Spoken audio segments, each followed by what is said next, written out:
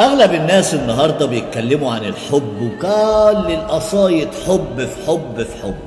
والمشكلة إن هم ما يعرفوش حاجة عن الحب ولا يعرفوا معنى كلمة حب يعني إيه.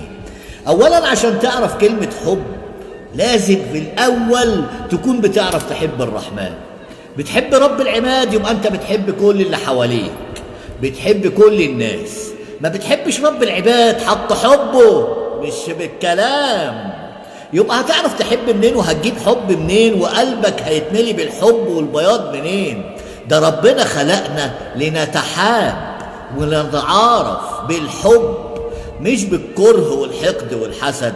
تعالى راجل وست كده هم عايشين يا سلام في ملكوت تاني ان هم بيحبوا بعض. اذا ما كانش بيحافظ على انوثتك ويحترمك كويس قوي يبقى ما بيحبكيش، حتى في الحكايه اللي احنا عارفينها.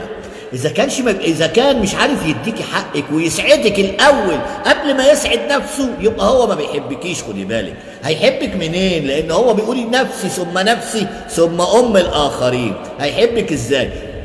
الناس بينها وبين بعضيها بتحب بعضيها ازاي؟ المرتشين دول عندهم حب، يعني ياخد من واحد كده الفلوس دلوقتي ويقوم الظهر بيدن يقوم جاري على الجامع رشوه. ده يا عم ده انا شايفك بعيني. طب ايه يا عم اللي بتعمله ده؟ هتخانق معاه؟ انا مالي، في رب اسمه الكريم هيحاسبك حساب عسير. تقول لي بتحب؟ اللي بيحب ده بيحب الناس، بيحب كل اللي حواليه، بيحب الخير لكل الناس. ده الحب.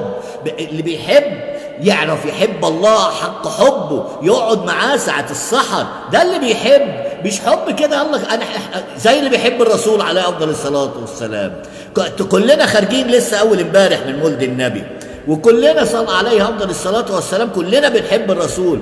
فين عمايل بتاخدوا ايه من الرسول؟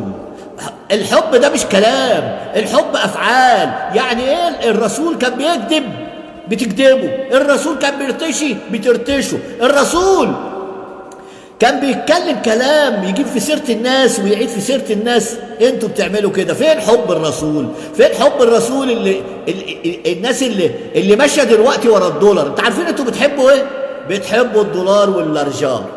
حاليا الزمن اللي احنا فيه ده الحب الوحيد اللي موجود حب اللارجار. هات لي اي حد كانت تقول له خد يا عم ورقه $100 كركر يقول لك ابوس القدم وافد الندم على غلطتي في حق القمر، مش هنغلط في حد. فاحنا هو ده الزمن ده الحب ده حب الشيطان مش حب الرحمن. تحياتي لكل الناس ويا رب نعرف نحب ونحب الله عز وجل.